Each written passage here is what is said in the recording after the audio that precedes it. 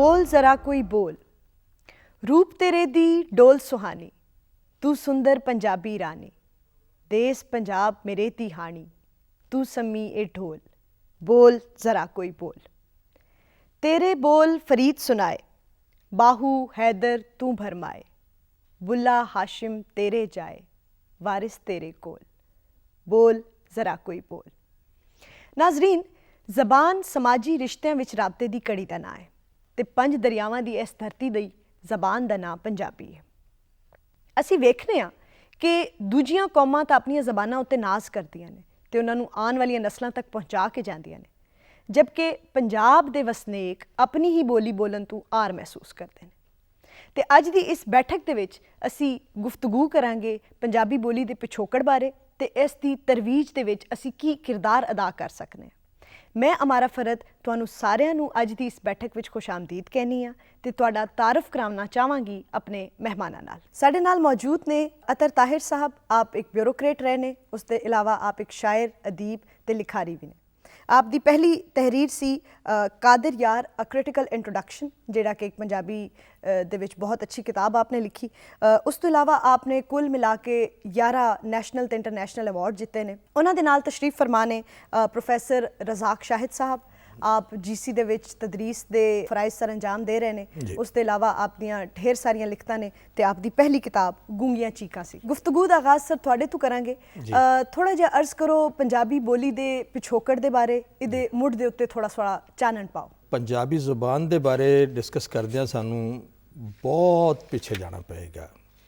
ਯਾਨੀ ਪੰਜਾਬੀ ਜ਼ੁਬਾਨ ਸਾਡੇ ਇੱਥੇ ਤਹਿਜ਼ੀਬ ਦੇ ਇਰਤਕਾ ਤੋਂ ਵੀ ਬਹੁਤ ਪਹਿਲੇ ਵਜੂਦ ਵਿੱਚ ਆ ਚੁੱਕੀ ਸੀ ਔਰ ਇਹ ਜ਼ਮਾਨਾ ਕੋਈ ਅੱਜ ਤੋਂ ਕਮ ਅਜ਼ ਕਮ 5000 ਸਾਲ ਪੁਰਾਣਾ, ਜਦੋਂ ਹੜੱਪਾ ਤਹਿਜ਼ੀਬ ਆਪਣੇ ਅਰੂਜ 'ਤੇ ਸੀ, ਉਹਨਾਂ ਤੋਂ ਇਹ ਜ਼ੁਬਾਨ ਸਾਡੇ ਤੱਕ ਪਹੁੰਚੀ ਹੈ। ਮੁਖਤਲਿਫ ਮਦਾਰਿਜ ਤੋਂ ਮੁਖਤਲਿਫ ਪੜਾਓ ਕਰਦਿਆਂ ਹੋਇਆਂ ਇੱਥੇ ਤੱਕ ਪਹੁੰਚੀ ਹੈ ਅਤੇ ਇਸ ਵਾਸਤੇ ਇਹਨੂੰ ਅਸੀਂ ਕਦੀਮ ਤਰੀਨ ਜ਼ਬਾਨ ਵੀ ਕਹਿੰਦੇ ਹਾਂ। ਦੁਨੀਆ ਦੀਆਂ ਚੰਦ ਪੁਰਾਣੀਆਂ ਜ਼ਬਾਨਾਂ ਵਿੱਚੋਂ, ਕਦੀਮ ਜ਼ਬਾਨਾਂ ਵਿੱਚੋਂ ਇੱਕ ਪੰਜਾਬੀ ਵੀ। ਕੁਝ ਕਹਿੰਦੇ ਨੇ ਇਹ ਦਰਾਵੜੀ ਜ਼ਬਾਨ ਹੈ, ਕੁਝ ਕਹਿੰਦੇ ਨੇ ਆਰਿਆਈ ਹੈ, ਉਸ ਬਾਰੇ ਤੁਹਾਡਾ ਕੀ ਖਿਆਲ ਹੈ? ਬਿਲਕੁਲ, ਇਹ ਬਹੁਤ ਪਹਿਲੇ ਦਾ ਨਜ਼ਰੀਆ ਜ਼ਰੂਰ ਸੀ ਕਿ ਪੰਜਾਬੀ ਜ਼ਬਾਨ ਆਰਿਆਈ ਜ਼ਬਾਨ ਤੋਂ ਨਿਕਲੀ ਹੈ, ਲੇਕਿਨ ਹੁਣ ਤਹਿਕੀਕ ਇਤਨੀ ਅੱਗੇ ਵੱਧ ਚੁੱਕੀ ਹੈ ਕਿ ਇਹ ਨਜ਼ਰੀਆ ਬਿਲਕੁਲ ਬਾਤਲ ਹੋ ਗਿਆ ਔਰ ਪੰਜਾਬੀ ਜ਼ਬਾਨ ਇਸ ਧਰਤੀ ਦੀ ਆਰੀਆ ਤੇ ਆਉਣ ਤੋਂ ਵੀ ਪਹਿਲੇ ਜ਼ਬਾਨ ਮੌਜੂਦ ਸੀ। ਇਹ ਨਜ਼ਰੀਆ ਹੁਣ ਪਨਪ ਰਿਹਾ ਹੈ। ਸਾਰੇ ਇਸ ਤੇ ਐਗਰੀ ਕਰ ਰਹੇ ਨੇ, ਜਿਤਨੇ ਵੀ ਸਾਡੇ ਮੁਹੱਕਿਕ ਨੇ ਉਹ ਸਮਝਦੇ ਨੇ ਕਿ ਪੰਜਾਬੀ ਜ਼ੁਬਾਨ ਇਸ ਧਰਤੀ ਦੀ ਆਪਣੀ ਜ਼ਬਾਨ ਹੈ। ਆਰੀਆ ਤੇ ਬਹੁਤ ਬਾਅਦ ਵਿੱਚ ਆਏ ਨੇ।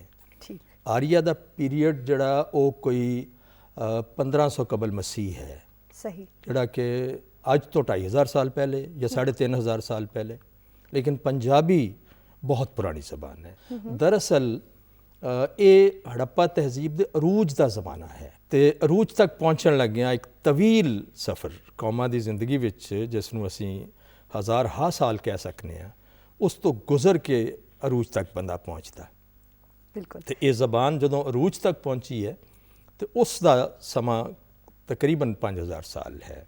ਉਹਦੇ 'ਚ ਦਰਾਵੜੀ ਉਨਸਰ ਗਾਲਿਬ ਹੈ, ਜ਼ਿਆਦਾ ਹੈ, ਲੇਕਿਨ ਉਸ ਤੋਂ ਪਹਿਲੇ ਮੁੰਡਾ ਕਬਾਇਲ ਇੱਥੇ ਆਬਾਦ ਸਨ। ਮੁੰਡਾ ਕਬਾਇਲ ਦੇ ਅਸਰਾਤ ਵੀ ਸਾਡੀ ਜ਼ਬਾਨ ਵਿੱਚ ਮੌਜੂਦ ਨੇ, ਅੱਜ ਵੀ ਮੌਜੂਦ ਨੇ।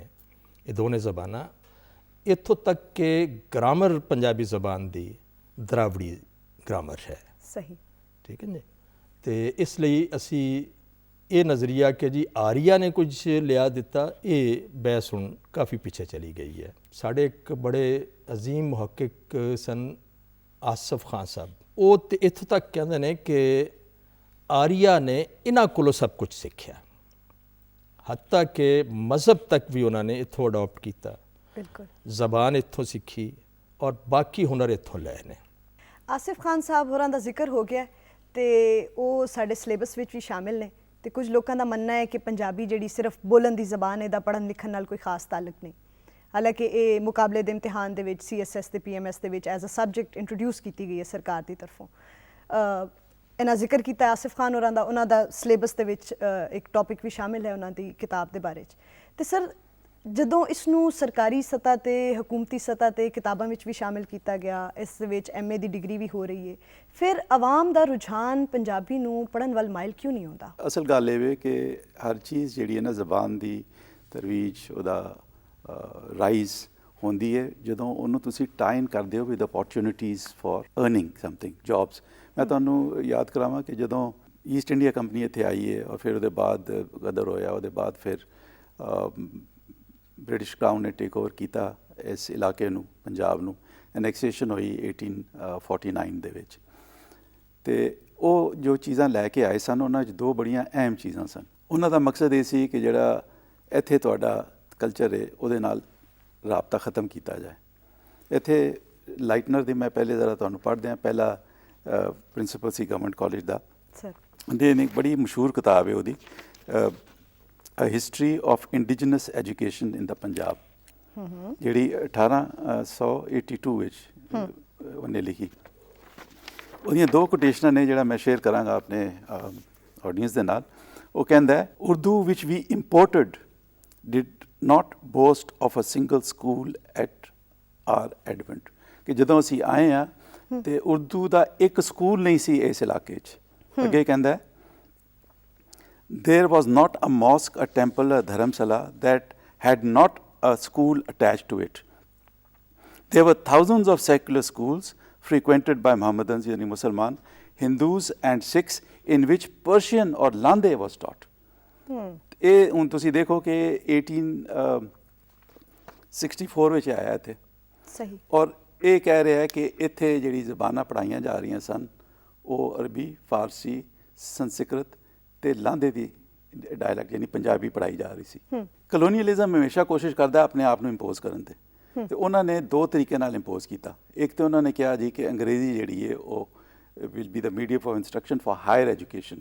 ਗਵਰਨਮੈਂਟ ਕਾਲਜ ਲਾਇਲਪੁਰ, ਫੈਸਲਾਬਾਦ, ਲਾਹੌਰ, ਇਹ ਸਾਰੇ ਫਾਊਂਡ ਕੀਤੇ। ਦੂਸਰੀ ਗੱਲ ਉਹਨੇ ਕੀਤੀ ਕਿ ਉਰਦੂ ਨੂੰ ਇੰਪੋਜ਼ ਕੀਤਾ। ਉਰਦੂ 100 ਸਾਲ ਤਕਰੀਬਨ ਉਹਨਾਂ ਦੇ ਨਾਲ ਗੁਜ਼ਾਰਾ ਕਰਦੀ ਰਹੀ ਜਦੋਂ ਅੰਗਰੇਜ਼ਾਂ ਨੇ ਇੰਡੀਆ ਨੂੰ ਕੌਂਕਰ ਕੀਤਾ। ਅਤੇ by the time they came to Punjab, ਉਦੋਂ ਤੱਕ 100 ਸਾਲ ਦਾ ਐਕਸਪੀਰੀਅੰਸ ਸੀ ਉਹਨਾਂ ਦਾ ਉਰਦੂ ਦੇ ਨਾਲ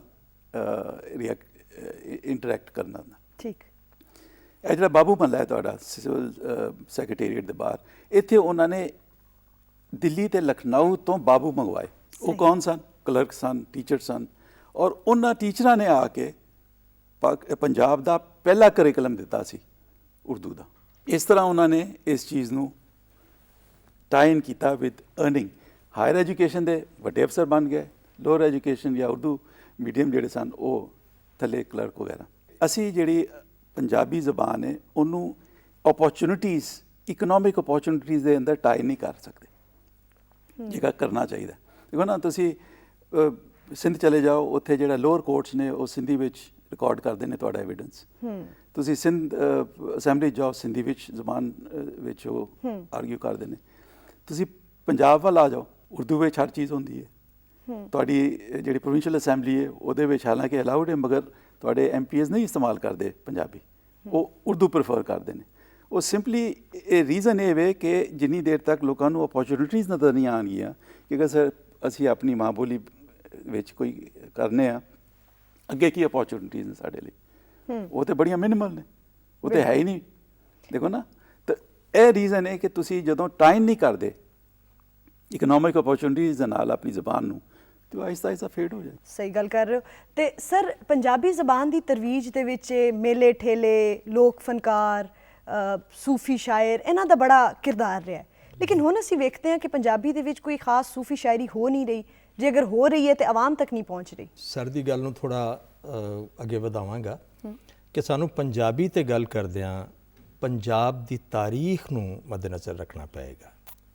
ਇਹ ਵਾਹਿਦ ਖਿੱਤਾ ਦੁਨੀਆ ਦਾ ਜਿੱਥੇ ਸਭ ਤੋਂ ਜ਼ਿਆਦਾ ਨੇਸ਼ਨਸ ਨੇ, ਸਭ ਤੋਂ ਜ਼ਿਆਦਾ ਬੋਲੀਆਂ ਨੇ, ਸਭ ਤੋਂ ਜ਼ਿਆਦਾ ਜ਼ਬਾਨਾਂ ਬੋਲੀਆਂ ਜਾਂਦੀਆਂ ਨੇ। ਉਹਦੀ ਵਜ੍ਹਾ ਨਾਲ ਇਸ ਖਿੱਤੇ ਵਿੱਚ ਜ਼ੁਬਾਨ ਦੀ ਸੁਪਰਮੇਸੀ ਦੀ ਇੱਕ ਲੜਾਈ ਹਮੇਸ਼ਾ ਤੋਂ ਰਹੀ ਹੈ, ਔਰ ਪਾਰਟੀਸ਼ਨ ਤੱਕ ਪੰਜਾਬੀ ਜ਼ਬਾਨ ਬਾਕਾਇਦਾ ਪੜ੍ਹਾਈ ਜਾਂਦੀ ਰਹੀ ਹੈ। ਮੈਟ੍ਰਿਕ ਵਿੱਚ ਦੋਨਾਂ ਰਾਈਟਿੰਗ ਸਟਾਈਲ ਵਿੱਚ ਸ਼ਾਹਮੁਖੀ ਔਰ ਗੁਰਮੁਖੀ, ਉਹਦੇ 'ਚ ਬਾਕਾਇਦਾ ਪੜ੍ਹਾਈ ਜਾਂਦੀ ਸੀ। ਮੁਸਲਮਾਨ ਸ਼ਾਮੁਖੀ 'ਚ ਪੜ੍ਹਦੇ ਸਨ ਔਰ ਸਿੱਖ ਬਰਾਦਰੀ ਗੁਰਮੁਖੀ 'ਚ। ਸਹੀ। ਔਰ ਉਸ ਤੋਂ ਵੀ ਅਗਰ ਥੋੜ੍ਹਾ ਪਿੱਛੇ ਚਲੇ ਜਾਈਏ ਤੇ ਮਹਾਰਾਜਾ ਰਣਜੀਤ ਸਿੰਘ ਨੇ ਇੱਥੋਂ ਦੀਆਂ ਜ਼ਬਾਨਾਂ ਨੂੰ ਖਾਸ ਤੌਰ ਤੇ 4 ਜ਼ਬਾਨਾਂ ਵਾਸਤੇ ਇੱਕ ਕਾਇਦਾ ਮੁਰਤਬ ਕਰਵਾਇਆ ਸੀ, ਜਿਸ ਨੂੰ ਅੰਗਰੇਜ਼ ਨੇ ਫਿਰ ਆ ਕੇ ਜ਼ਬਤ ਕੀਤਾ। ਉਹਦੇ 'ਚ ਹਿੰਦੀ, ਅੰਗਰੇਜ਼ੀ, ਪੰਜਾਬੀ ਦੋਨਾਂ ਵਰਸ਼ਨ ਵਿੱਚ ਸ਼ਾਮੁਖੀ ਵੀ ਔਰ ਗੁਰਮੁਖੀ ਵੀ ਲਿਖਾਈ। ਔਰ ਉਹਨਾਂ ਨੇ ਪੰਜਾਬੀ ਤੋਂ ਦੂਰ ਕਰਨ ਦੀ ਖਾਤਰ ਲੋਕਾਂ ਨੂੰ, ਔਰ ਉਹਦੀ ਰੀਜ਼ਨ ਇਹ ਸੀ ਕਿ ਜਿਤਨੀ ਹਰਡਲਸ ਪੰਜਾਬ ਵਿੱਚ ਅੰਗਰੇਜ਼ਾਂ ਨੂੰ ਫੇਸ ਕਰਨੀ ਪਈ ਹੈ, ਬਿਲਕੁਲ ਉਤਨੀ ਉਹਨਾਂ ਨੂੰ ਪੂਰੇ ਬਰੇ ਸਗੀਰ ਵਿੱਚ ਨਹੀਂ। ਉਹਦੀ ਇੱਕ ਛੋਟੀ ਜਿਹੀ ਮਿਸਾਲ ਕਿ 1857 ਵਿੱਚ ਪਲਾਸੀ ਦੀ ਲੜਾਈ ਹੋ ਰਹੀ ਹੈ, ਜਿੱਥੇ ਨਵਾਬ ਸਰਾਜੁদ্দੌਲਾ ਬੰਗਾਲ ਦੇ ਹੁਕਮਰਾਨ ਸਨ, ਔਰ ਉਹਦੀ ਜੋ ਵੀ ਰੀਜ਼ਨ ਸੀ ਬਰਕਫ ਉਹਨੂੰ ਸ਼ਿਕਸਤ ਦੇ ਕੇ ਉਹਨਾਂ ਨੇ ਕਬਜ਼ਾ ਕਰ ਲਿਆ। ਔਰ ਉਸ ਤੋਂ ਪੰਜਾਬ ਤੱਕ ਪਹੁੰਚਦਿਆਂ ਉਹਨਾਂ ਨੂੰ ਤਕਰੀਬਨ 100 ਸਾਲ ਲੱਗੇ ਨੇ। 1849 ਵਿੱਚ ਉਹ ਇੱਥੋਂ ਤੱਕ ਪਹੁੰਚ ਪਾਏ ਨੇ। 90 ਈਅਰ ਤੋਂ ਪਲੱਸ ਇਹ ਬਣਦਾ ਜੇ। ਤੇ ਉਹਨਾਂ ਨੂੰ ਚੁੱਕੇ ਇਹ ਸੀ ਕਿ ਵੀ ਇਹ ਕੌਮ ਜਿਹੜੀ ਹੈ ਇਹ ਜਫਾਕਸ਼ ਹੈ, ਜੰਗਜੂ ਹੈ, ਬਹਾਦਰ ਨੇ। ਤੇ ਉਹਨਾਂ ਨੇ ਇਸ ਕੌਮ ਦੇ ਨਾਲ ਇੱਕ ਤਰ੍ਹਾਂ ਬਦਲਾ ਲੈਣ ਦੀ ਖਾਤਰ ਸਭ ਤੋਂ ਪਹਿਲਾ ਵਾਰ ਪੰਜਾਬੀ ਜ਼ਬਾਨ ਦੇ ਉੱਤੇ ਕੀਤਾ। ਉਹਨਾਂ ਨੇ ਉਹ ਕਾਇਦਾ ਹੀ ਜ਼ਬਤ ਕਰ ਦਿੱਤਾ ਕਿ ਉਸ ਕਾਇਦੇ ਦੀ ਉਸ ਜ਼ਮਾਨੇ ਵਿੱਚ 2 ਆਨੇ ਕੀਮਤ ਹੁੰਦੀ ਸੀ, ਔਰ ਅੰਗਰੇਜ਼ ਨੇ ਕਿਹਾ ਕਿ ਜੀ 6 ਆਨੇ ਸਾਡੇ ਕੋਲ ਲੈ ਲਓ, ਕਾਇਦਾ ਵਾਪਸ ਕਰ ਦਿਓ। ਤੇ ਲੋਕ ਜ਼ਾਹਿਰ ਹੈ ਕਿ ਆਨਾ ਵੀ ਨਹੀਂ ਸੀ ਕਿਸੇ ਨੇ ਦੇਖਿਆ ਹੁੰਦਾ, 2 ਆਨੇ ਤੇ ਬੜੀ ਬਾਤ ਹੈ। ਤੇ ਲੋਕਾਂ ਨੇ ਬੜੀ ਤਾਦਾਦ ਨਾਲ ਉਹ ਕਾਇਦੇ ਵਾਪਸ ਕਰਕੇ ਤੇ ਉਹ ਪੈਸੇ ਲੈਣੇ ਸ਼ੁਰੂ ਕਰ ਦਿੱਤੇ। ਇਸ ਵਜ੍ਹਾ ਤੋਂ ਪੰਜਾਬੀ ਜ਼ਬਾਨ ਨੂੰ ਰੋਕਿਆ ਗਿਆ ਕਿ ਅੱਗੇ ਨਾ ਸਪਰੈਡ ਹੋਵੇ। 47 ਵਿੱਚ ਓਰੀਐਂਟਲ ਕਾਲਜ ਵਿੱਚ ਬਾਕਾਇਦਾ ਪੰਜਾਬੀ ਸ਼ੋਭਾ ਮੌਜੂਦ। ਡਾਕਟਰ ਮੋਹਨ ਸਿੰਘ ਦੀਵਾਨਾ ਉਸ ਦੇ ਹੈਡ ਆਫ ਡਿਪਾਰਟਮੈਂਟ ਸਨ। ਉਹਨਾਂ ਨੇ ਇੱਥੇ ਬੈਠ ਕੇ ਹੀ ਹਿਸਟਰੀ ਆਫ ਪੰਜਾਬੀ ਲਿਟਰੇਚਰ ਉਸ 'ਤੇ ਕੰਮ ਕੀਤਾ, ਔਰ ਉਹ ਉਹਨਾਂ ਦਾ PhD ਦਾ ਥੀਸਿਸ ਵੀ ਹੈ। ਲੇਕਿਨ ਜਿਉਂ ਹੀ ਪਾਰਟੀਸ਼ਨ ਤੋਂ ਬਾਅਦ ਉਹ ਇੰਡੀਆ ਗਏ ਨੇ, ਸਾਡੀ ਗਵਰਨਮੈਂਟ ਨੇ ਉਹਨੂੰ ਰੋਕ ਦਿੱਤਾ, ਪੰਜਾਬੀ ਸ਼ੋਭਾ ਹੀ ਬੰਦ ਕਰ ਦਿੱਤਾ। ਔਰ 70 ਵਿੱਚ ਜਿਹੜੇ ਸਕਾਲਰਸ ਦੇ ਜ਼ਿਕਰ ਹੋਇਆ, ਜ਼ਾਗਮ ਸਾਹਿਬ, ਆਸਫ ਖਾਨ ਸਾਹਿਬ, ਹੋਰ ਇਸ ਤਰ੍ਹਾਂ ਬਹੁਤ ਸਾਰੇ, ਉਹਨਾਂ ਨੇ ਬੜੀ ਕੋਸ਼ਿਸ਼ ਕਰਕੇ ਪੰਜਾਬੀ ਦਾ ਸ਼ੋਭਾ ਦੁਬਾਰਾ ਬਹਾਲ ਕਰਵਾਇਆ। 70 ਵਿੱਚ 47 ਤੋਂ 70 ਤੱਕ ਪੰਜਾਬੀ ਨਹੀਂ ਪੜ੍ਹਾਈ ਗਈ। ਔਰ ਉਹਦੇ 'ਚ ਵੀ ਹੈ ਕਿ ਇਹ ਇੱਕ ਅਜੀਬ ਰਵੱਈਆ ਹੈ ਸਾਡਾ ਕਿ ਅਸੀਂ ਉੱਪਰੋਂ ਸ਼ੁਰੂ ਕੀਤਾ, MA ਤੋਂ। ਸ਼ੋਭੇ ਨੇ MA ਤੋਂ ਸ਼ੁਰੂ ਕੀਤਾ, ਫਿਰ BA 'ਚ ਆਈ, ਫਿਰ FA 'ਚ ਆਈ, ਮੈਟ੍ਰਿਕ ਵਿੱਚ ਬਾਅਦ ਵਿੱਚ, ਔਰ ਅਜੇ ਵੀ ਨਿਚਲੀ ਸਤਹ ਤੇ, ਪ੍ਰਾਇਮਰੀ ਸਤਹ ਤੇ ਪੰਜਾਬੀ ਉਸ ਤਰ੍ਹਾਂ ਨਹੀਂ ਹੈ। ਇੱਥੇ ਇੱਕ ਚੀਜ਼ ਦੀ ਮੈਂ ਨਿਸ਼ਾਨਦੇਹੀ ਜ਼ਰੂਰ ਕਰਾਂਗਾ ਕਿ ਬਤੌਰ ਜ਼ਬਾਨ, ਬਤੌਰ ਮੀਡੀਅਮ ਪੰਜਾਬੀ ਜ਼ਬਾਨ ਵਿੱਚ ਨਹੀਂ ਪੜ੍ਹਾਇਆ ਜਾਂਦਾ, ਸਿਰਫ ਪੰਜਾਬੀ ਪੜ੍ਹਾਈ ਜਾਂਦੀ ਹੈ। MA ਦੀ ਸਤਹ ਤੇ, BA ਔਰ ਉਹਦੇ ਇੱਕ ਸਬਜੈਕਟ ਦੇ ਤੌਰ ਤੇ BA 'ਚ ਪੜ੍ਹੀ ਜਾ ਰਹੀ ਹੈ, ਮੈਟ੍ਰਿਕ ਵਿੱਚ ਪੜ੍ਹੀ ਜਾ ਰਹੀ ਹੈ, ਇੰਟਰ ਵਿੱਚ ਪੜ੍ਹੀ ਜਾ ਰਹੀ ਹੈ, ਲੇਕਿਨ ਪੰਜਾਬੀ ਵਿੱਚ ਨਹੀਂ ਪੜ੍ਹਾਇਆ ਜਾ ਰਿਹਾ। ਇਹ ਸਭ ਤੋਂ ਬੜਾ ਜ਼ੁਲਮ ਹੈ। ਔਰ ਦੁਨੀਆ ਭਰ ਵਿੱਚ ਕੋਈ ਵੀ ਨੇਸ਼ਨ ਆਪਣੀ ਜ਼ਬਾਨ ਦੇ ਬਗੈਰ ਤਾਲੀਮ ਨਹੀਂ ਦੇ ਸਕਦੀ। ਔਰ ਸਾਡੇ ਇੱਥੇ ਮੁਖਤਲਿਫ ਜ਼ਬਾਨਾਂ ਐਟ ਏ ਟਾਈਮ ਤੁਸੀਂ ਦੇਖੋ ਕਿ ਸਾਡੇ ਕੋਲ ਅਰਬੀ ਦੇ ਸ਼ੋਬੇ ਮੌਜੂਦ ਨੇ ਜੀ। ਹਰ ਕਾਲਜ ਵਿੱਚ ਅਰਬੀ ਜ਼ਬਾਨ ਪੜ੍ਹਾਈ ਜਾ ਰਹੀ ਹੈ, ਫਾਰਸੀ ਪੜ੍ਹਾਈ ਜਾਂਦੀ ਰਹੀ ਹੈ, ਔਰ ਪੰਜਾਬੀ ਇੱਕ ਸਬਜੈਕਟ ਦੇ ਤੌਰ ਤੇ ਪੜ੍ਹਾਈ ਜਾਂਦੀ ਹੈ। ਅਸੀਂ ਵੇਖਦੇ ਹਾਂ ਕਿ ਮੁਖਤਲਿਫ ਜ਼ਬਾਨਾਂ ਦੀ ਤਰਵੀਜ ਲਈ ਕੁਝ ਵੈਬਸਾਈਟਸ ਬਣੀਆਂ ਨੇ। ਰੀਖਤਾ ਤੋਂ ਸ਼ਾਇਦ ਤੁਸੀਂ ਵੀ ਮੁਤਾਰਫ ਹੋਵੋਗੇ। ਕੁਝ ਪੇਜਿਸ ਤੇ ਗਰੁੱਪਸ ਬਣੇ ਹੁੰਦੇ ਨੇ ਜਿੱਥੇ ਉਹਨਾਂ ਜ਼ਬਾਨਾਂ ਦੇ ਵਿੱਚ ਕਲਾਮ ਸ਼ਾਇਆ ਕੀਤਾ ਜਾਂਦਾ ਹੈ ਤੇ ਲੋਕੀ ਉਸ ਤੇ ਕਮੈਂਟਸ ਕਰਦੇ ਨੇ। ਤੇ ਨੌਜਵਾਨ ਨਸਲ ਨੂੰ ਪੰਜਾਬੀ ਵੱਲ ਮਾਇਲ ਕਰਨ ਲਈ ਪੰਜਾਬੀਆਂ ਨੇ ਤੇ ਅੱਜ ਤੱਕ ਇਹ ਜਿਹਾ ਕੋਈ ਪਲੇਟਫਾਰਮ ਬਣਾਉਣ ਦੀ ਕੋਸ਼ਿਸ਼ ਨਹੀਂ ਕੀਤੀ। ਤੇ ਇਸ ਸਾਰੀ ਸਿਚੁਏਸ਼ਨ ਨੂੰ ਕਿਵੇਂ ਬਿਹਤਰ ਕੀਤਾ ਜਾ ਸਕਦਾ ਹੈ? ਅਸਲ ਗੱਲ ਹੈ ਕਿ ਹਿਸਟੋਰੀਕਲੀ ਅਗਰ ਦੇਖੋ ਨਾ, ਤਾਰੀਖੀ ਤੌਰ ਤੇ ਸਾਡੀ ਜਨਰੇਸ਼ਨ ਔਰ ਸਾਡੇ ਤੋਂ ਪਹਿਲੀ ਜਨਰੇਸ਼ਨ ਨੇ ਉਹ ਅਹਿਮੀਅਤ ਨਹੀਂ ਦਿੱਤੀ ਆਪਣੀ ਜ਼ਬਾਨ ਨੂੰ ਜਿਹੜੀ ਕਿ ਦੇਣੀ ਚਾਹੀਦੀ ਹੈ। ਤੁਸੀਂ ਦੇਖੋ ਨਾ, ਅਸੀਂ ਉਰਦੂ ਮੀਡੀਅਮ ਜਾਂ ਅੰਗਰੇਜ਼ੀ ਮੀਡੀਅਮ ਸਕੂਲਾਂ ਦੇ ਪੜ੍ਹੇ ਦੇ ਆਪਣੇ ਬੱਚਿਆਂ ਨਾਲ ਜਿਹੜੇ ਅੰਗਰੇਜ਼ੀ ਤੇ ਉਰਦੂ 'ਚ ਗੱਲ ਕਰਨੇ ਆ। ਤੇ ਜਦੋਂ ਤੁਸੀਂ ਇਹ ਕਰੋਗੇ ਤੇ ਤੁਸੀਂ ਪੂਰੀ ਦੀ ਪੂਰੀ ਇੱਕ ਹੈਰੀਟੇਜ ਜਿਹੜੀ ਤੁਹਾਡੀ ਹੈ ਵੇ ਉਸ ਤੋਂ ਤੁਸੀਂ ਫਾਰਗ ਹੋ। ਔਰ ਅਗਰ ਤੁਸੀਂ ਆਪਣੇ ਪੰਜਾਬੀ ਹੈਰੀਟੇਜ ਨੂੰ ਨਹੀਂ ਸਮਝਦੇ ਤੇ ਫਿਰ ਤੁਸੀਂ ਦੁਨੀਆ ਵਿੱਚ ਉਹ ਅਹਿਮੀਅਤ ਜਾਂ ਉਹ ਆਈਡੈਂਟੀਟੀ ਜਾਂ ਉਹ ਕਲਚਰ ਨਹੀਂ ਉਜਾਗਰ ਕਰ ਸਕਦੇ ਜਿਹੜਾ ਕਿ ਕਰਨਾ ਚਾਹੀਦਾ। ਹੁਣ ਤੁਸੀਂ ਸੋਸ਼ਲ ਮੀਡੀਆ ਦੀ ਗੱਲ ਕੀਤੀ। ਸੋਸ਼ਲ ਮੀਡੀਆ ਜਿਹੜਾ ਹੈ ਉਹ ਐਡਰੈਸ ਕਰਦਾ ਹੈ ਲਾਰਜੈਸਟ ਨੰਬਰ ਆਫ ਪੀਪਲ, ਕਿ ਜ਼ਿਆਦਾ ਤੋਂ ਜ਼ਿਆਦਾ ਲੋਕ ਜਿਹੜੇ ਨੇ ਤੁਹਾਡੇ ਲਾਈਕਸ ਡਿਸਲਾਈਕਸ ਵਗੈਰਾ ਜਿਹੜੇ ਫੋਰਮ ਤੇ ਆਏ। ਜਦੋਂ ਤੱਕ ਤੁਸੀਂ ਰੂਟ ਕਾਜ਼ ਨਹੀਂ ਦੇਖੋਗੇ, ਰੂਟ ਕਾਜ਼ ਕੀ ਹੈ? ਰੂਟ ਕਾਜ਼ ਇਹ ਵੇ ਕਿ ਪੰਜਾਬੀ ਜਿਹੜਾ ਹੈ ਉਹ ਪੰਜਾਬੀ ਬੋਲਣ ਤੋਂ ਆ ਰਹੀ, ਪਸੰਦ ਕਰਦਾ ਹੈ ਕਿ ਜੀ ਉਰਦੂ 'ਚ ਗੱਲ ਕਰੇ ਜਾਂ ਅੰਗਰੇਜ਼ੀ 'ਚ ਗੱਲ ਕਰੇ। ਤੇ ਜਿੰਨੀ ਦੇਰ ਤੱਕ ਤੁਸੀਂ ਜ਼ਬਾਨ ਨੂੰ ਆਪਣੇ ਘਰ ਵਿੱਚ ਨਹੀਂ ਫਿਰ ਦੁਬਾਰਾ ਇੰਟਰੋਡਿਊਸ ਕਰਦੇ, ਔਰ ਜਿਸ ਤਰ੍ਹਾਂ ਪ੍ਰੋਫੈਸਰ ਸਾਹਿਬ ਨੇ ਬੜੀ ਸਹੀ ਗੱਲ ਕੀਤੀ ਕਿ ਪ੍ਰਾਇਮਰੀ ਸਕੂਲ ਲੈਵਲ ਤੇ ਆਉਣੀ ਚਾਹੀਦੀ ਹੈ ਪੰਜਾਬੀ। ਦੇਖੋ ਜਿਹੜੀ ਇੰਟਰਨੈਸ਼ਨਲ ਰਿਸਰਚ ਸ਼ੋ ਕਰਦੀ ਹੈ ਕਿ 5-6 ਸਾਲ ਦਾ ਜਿਹੜਾ ਬੱਚਾ ਹੈ ਉਹ ਕਈ ਜ਼ਬਾਨਾਂ ਸਿੱਖ ਸਕਦਾ ਹੈ। ਤੇ ਅਗਰ ਉਹਨੂੰ ਜ਼ਿਹਨ ਵਿੱਚ ਰੱਖਿਆ ਜਾਏ ਤੇ ਆਪਣੀ ਮਾਦਰੀ ਜ਼ਬਾਨ ਸਿੱਖੋ। ਉਰਦੂ ਮੀਡੀਅਮ ਹੈ ਤੁਹਾਡਾ, ਨੈਸ਼ਨਲ ਜ਼ਬਾਨ ਹੈ ਬਿਲਕੁਲ। ਅੰਗਰੇਜ਼ੀ ਤੁਸੀਂ ਸਿੱਖੋ ਕਿਉਂਕਿ ਉਹ ਇੰਟਰਨੈਸ਼ਨਲ ਤੁਹਾਡੀ ਹੈ। ਅਰਬੀ ਫਾਰਸੀ ਸਿੱਖੋ ਕਿਉਂਕਿ ਉਹਦੇ ਵਿੱਚ ਤੁਹਾਡਾ ਕਲਾਮ ਵੀ ਹੈ ਔਰ ਆਪਣਾ ਰਿਲੀਜੀਅਸ ਟੈਕਸਟ ਵੀ, ਸੇਕਰਡ ਟੈਕਸਟ ਵੀ ਨੇ। ਤੁਸੀਂ ਕਿਹੜੀ ਚੀਜ਼, ਕਿਹੜੀ ਜ਼ਬਾਨ ਨੂੰ ਤੁਸੀਂ ਜ਼ਿਆਦਾ ਤਰਜੀਹ ਦਿੰਦੇ ਹੋ? ਇਹ ਕੰਮ ਜਿਹੜਾ ਨਾ ਹਰ ਪੰਜਾਬੀ ਨੂੰ ਕਰਨਾ ਚਾਹੀਦਾ। ਜਦੋਂ ਇਹ ਚੀਜ਼ ਆ ਜਾਏਗੀ, ਸੈਂਸ ਆਫ ਪ੍ਰਾਈਡ ਹੋਏਗੀ, ਤੇ ਫਿਰ ਉਹ ਸੋਸ਼ਲ ਮੀਡੀਆ ਤੇ ਵੀ ਰਿਫਲੈਕਟ ਕਰਨਾ ਸ਼ੁਰੂ ਕਰ ਦੇਗੀ। ਤੁਸੀਂ ਇੰਪੋਜ਼ ਸੋਸ਼ਲ ਮੀਡੀਆ ਤੇ ਕੁਝ ਨਹੀਂ ਕਰ ਸਕਦੇ because it's an independent medium. ਹਰ ਬੰਦਾ ਆਪਣੀ ਗੱਲ ਕਰਦਾ। ਤੁਸੀਂ ਦੇਖੋ ਨਾ, ਸਿੰਧ ਵਿੱਚ ਉਹਨਾਂ ਨੇ ਬੜੀ ਅੱਛੀ ਗੱਲ ਕੀਤੀ। ਉਹ ਸਿੰਧ ਡੇ ਜਿਹੜਾ ਹੈ ਹਰ ਸਾਲ ਮਨਾਉਂਦੇ ਨੇ, ਅਜਰਕ ਪਾਉਂਦੇ ਨੇ, ਇੱਕ ਦੂਸਰੇ ਨੂੰ ਟੋਪੀਆਂ ਦਿੰਦੇ ਨੇ, ਇੱਕ ਪੂਰਾ ਮਾਹੌਲ ਜਿਹੜਾ ਹੈ ਓਨ ਕਰਦੇ ਨੇ ਆਪਣੇ ਕਲਚਰ ਨੂੰ, ਸੈਲੀਬ੍ਰੇਟ ਕਰਦੇ ਨੇ and they are proud to be Sindhi. ਇਹ ਜਿਹੜੀ ਸੈਂਸ ਆਫ ਪ੍ਰਾਈਡ ਹੈ ਨਾ, ਇਹ ਹਰ ਘਰ ਵਿੱਚ ਹੋਣੀ ਚਾਹੀਦੀ ਹੈ। ਹਰ ਪੰਜਾਬੀ ਨੂੰ ਆਪਣੇ ਬੱਚਿਆਂ ਨੂੰ ਦੇ ਨਾਲ ਪੰਜਾਬੀ 'ਚ ਗੱਲ ਕਰਨ, ਪੰਜਾਬੀ ਵਿੱਚ ਉਹਨਾਂ ਨੂੰ ਦੱਸਣ ਕਿ ਕੀ ਮਾਹੌਲ ਸੀ, ਕਿਸ ਤਰ੍ਹਾਂ ਸਾਡਾ ਹੈਰੀਟੇਜ ਕੀ ਸੀ, ਕਿਸ ਤਰ੍ਹਾਂ ਅਸੀਂ ਇਹ ਜ਼ਬਾਨ ਜਿਹੜੀ ਹੈ ਬੋਲਦੇ ਰਹੇ ਹਾਂ ਔਰ ਕਿਉਂ ਹਾਲਾਤ ਜਿਹੜੇ ਨੇ ਇਸ ਤਰ੍ਹਾਂ ਨੇ ਕਿ ਅਸੀਂ ਹੁਣ ਉਸ ਤੋਂ ਥੋੜ੍ਹੇ ਘਬਰਾਉਂਦੇ ਹਾਂ। ਤੇ ਸਰ ਸਾਡੇ ਕੋਲ ਜਿਹੜੀ ਪੰਜਾਬੀ ਸੂਫੀ ਸ਼ਾਇਰੀ ਹੈ ਉਸ ਦੇ ਵਿੱਚ ਇੰਨੇ ਵੱਡੇ ਵੱਡੇ ਨਾਂ ਨੇ, ਬਾਬਾ ਫਰੀਦ ਹੋ ਗਏ, ਬੁੱਲੇ ਸ਼ਾਹ ਹੋ ਗਏ, ਖਾਜਾ ਗੁਲਾਮ ਫਰੀਦ ਸਾਹਿਬ ਹੋ ਗਏ, ਵਾਰਿਸ ਸ਼ਾਹ, ਇੱਕ ਲੰਮੀ ਲਿਸਟ ਹੈ ਵੱਡੇ ਵੱਡੇ ਨਾਵਾਂ ਦੀ। ਤੇ ਉਹਨਾਂ ਨੇ ਆਪਣੀ ਕਲਾਮ ਦੇ ਜ਼ਰੀਏ ਦੀਨ ਨੂੰ ਫੈਲਾਇਆ, ਲੋਕਾਂ ਦੇ ਵਿੱਚ ਇਸਲਾਮ ਦੇ ਜਜ਼ਬੇ ਨੂੰ ਬੜਾਇਆ, ਮੁਹੱਬਤ ਬੜਾਈ, ਲੋਕਾਂ ਨੂੰ ਮਾਇਲ ਕੀਤਾ ਇਸਲਾਮ ਵੱਲ।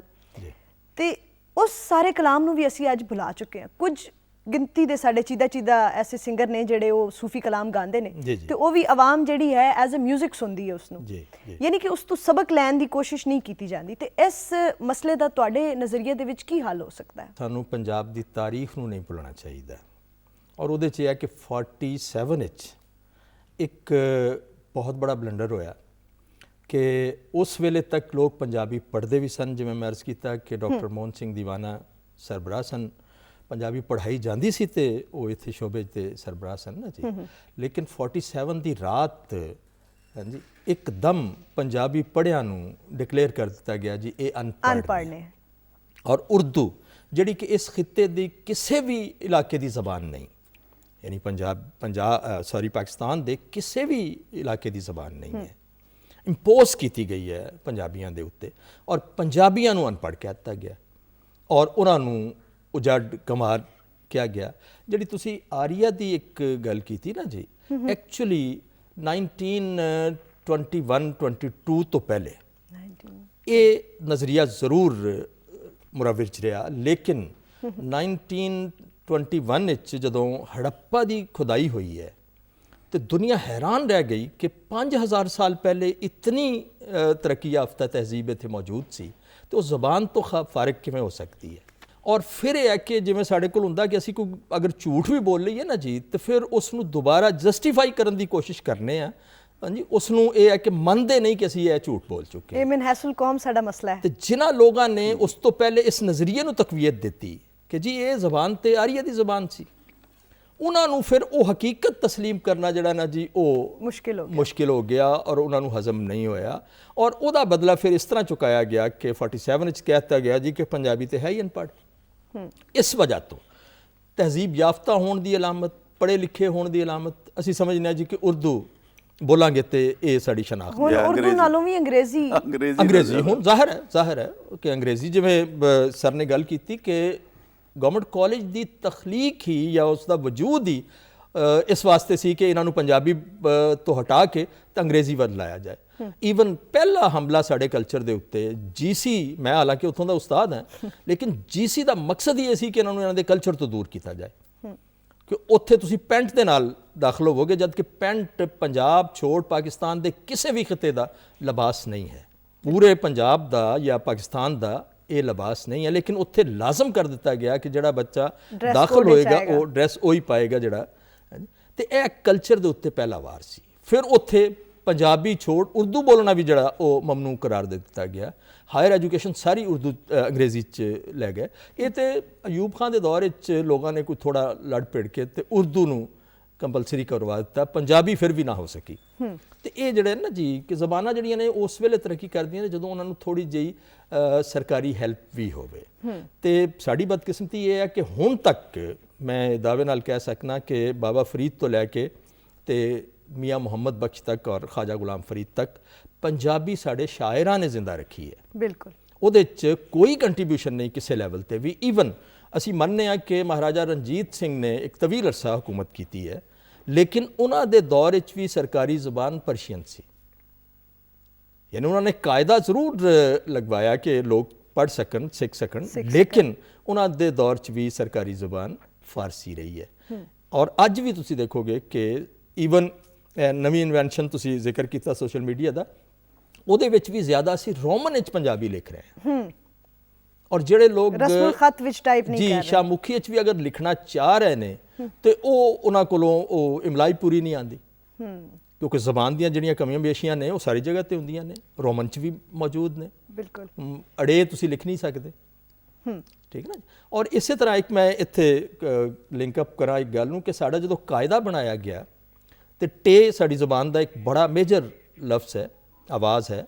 ਔਰ ਮਜ਼ੇ ਦੀ ਗੱਲ ਇਹ ਹੈ ਕਿ ਪੁਰਾਣੇ ਕਾਇਦਿਆਂ ਵਿੱਚ ਵੀ ਤੁਸੀਂ ਦੇਖੋਗੇ ਤੇ ਟੇ ਤੋਂ ਟਰੈਕਟਰ, ਟੇ ਤੋਂ ਟੈਲੀਫੋਨ।